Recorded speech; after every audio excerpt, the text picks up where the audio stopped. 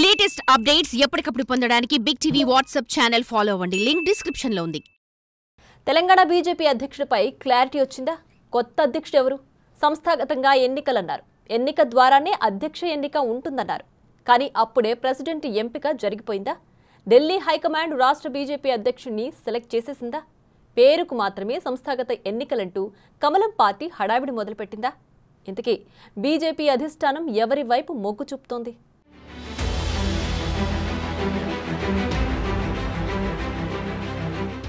తెలంగాణ రాష్ట్ర బీజేపీ కొత్త అధ్యక్షుడు ఎవరన్న దానిపై పార్టీ వర్గాలు నెలకొన్న ఉత్కంఠకు త్వరలోనే తెరపడనుంది.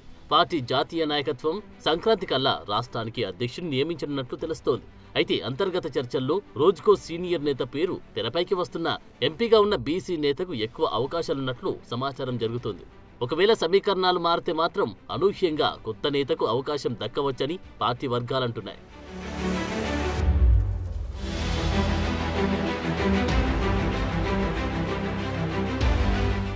తెలంగాణలో ఈసారి ఎలాగైనా అధికారంలోకి రావాలన్న పట్టుదలతో ఉన్న బీజేపీ జాతీయ నాయకత్వం మదిలో ఏముందు రాష్ట్రంలోని కీలక నేతలకు సైతం అంతుచిక్కడం లేదు. అధికార పీఠమే అంతిమ లక్ష్యమని, ఇందుకోసం అనుసరించే వ్యూహంలో వేసే ఎత్తుగడలు మాత్రం అనూహ్యంగా ఉండబోతున్నాయని బీజేపీ ముఖ్య నేత ఒకరు తెలిపారు. పార్టీలో కొంతమంది సీనియర్ నేతల మధ్య అంతర్గత విభేదాలున్నాయి. పాత కొత్త నేతల పంచాయతీలతో రాష్ట్ర పార్టీ వ్యవహారాలు 4 స్తంభాలటగా మారాయన్న విషయం అధినాయకత్వం దృష్టికి కూడా వెళ్లిందట.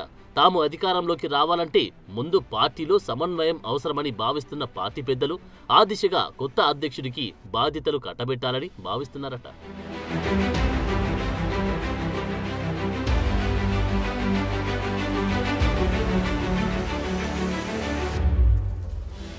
అన్ని సవాళ్లను ఎదుర్కొని పార్టీని అధికారంలోకి తీసుకురాగలిగే నేతకే ఢిల్లీ పెద్దలు పట్టం కట్టబోతున్నారట. పోరాట పటిమ, సమన్వయం చేసుకునే సమర్థతతో పాటు వయసును కూడా ప్రామాణికంగా తీసుకునే అవకాశం ఎక్కువగా ఉందంటున్నారు. ఇందుకోసం ఇప్పటికీ ఎమ్మెల్యేలు, ఎంపీలతో పాటు పలువురు సీనియర్ నేతల నుంచి అభిప్రాయాలు తీసుకున్న పార్టీ అధిష్టానం తాజాగా మరోసారి కొంతమంది ప్రముఖుల నుంచి అభిప్రాయాలు తీసుకుందని పార్టీ వర్గాలు వెల్లడించాయి.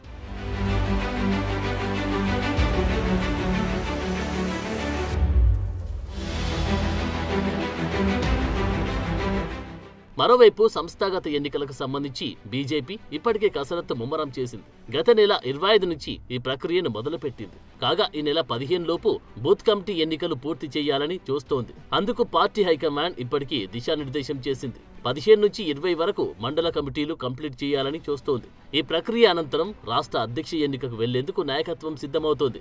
ఇప్పటికే పార్టీ బూతుల వారీగా ఎన్నికల నిర్వహణకు సంబంధించి వరుసగా వర్క్షాపులు నిర్వహించింది. గ్రౌండ్ నుంచి పార్టీని స్ట్రాంగ్ చేయడంతో పాటు సంస్థాగత ఎన్నికల నిర్వహణ, సభ్యత్వాలు, యాక్టివ్ మెంబర్షిప్ అంశాలపైన పార్టీ శ్రేణులకు దిశానిర్దేశం చేసింది.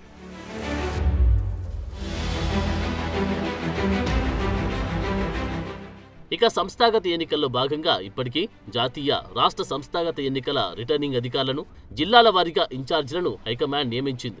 జాతీయ సంస్థాగత ఎన్నికల రిటర్నింగ్ అధికారిగా తెలంగాణకు చెందిన రాజ్యసభ సభ్యుడు లక్ష్మణ్ను, రాష్ట్ర సంస్థాగత ఎన్నికల రిటర్నింగ్ అధికారిగా మాజీ ఎమ్మెల్యే, పార్టీ రాష్ట్ర ఉపాధ్యక్షుడు ఎండల లక్ష్మీనారాయణను నియమించింది. వారు ఇప్పటికే సంస్థాగతంగా ఎన్నికలకు కసరత్తు ముమ్మరంగా కొనసాగిస్తున్నారు.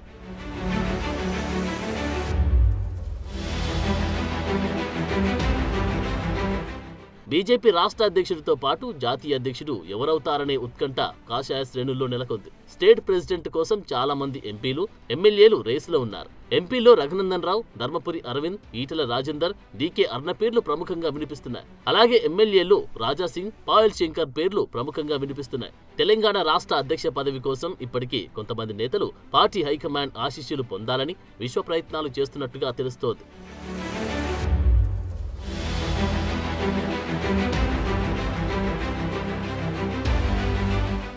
అయితే పార్టీ అధ్యక్షుడు ఎవరనే దానిపై అధిష్టానం ఇప్పటికే ఒక నిర్ణయానికి వచ్చినట్టు తెలుస్తోంది.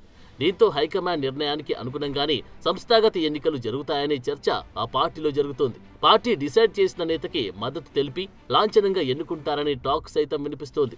అధ్యక్షుడు ఎవరనే నిర్ణయం జరిగిపోవడంతో ఇక ఆ పేరు చుట్టూనే ఎన్నిక హడావిడి కొనసాగనుంది. ఆ అభ్యర్థి ఈటెల రాజేందరే అంటున్నారు. అయితే పార్టీ డిసైడ్ చేసింది ఎవరనే అనేది కాషాయ శ్రేణుల్లో సస్పెన్స్ గా మారిందట.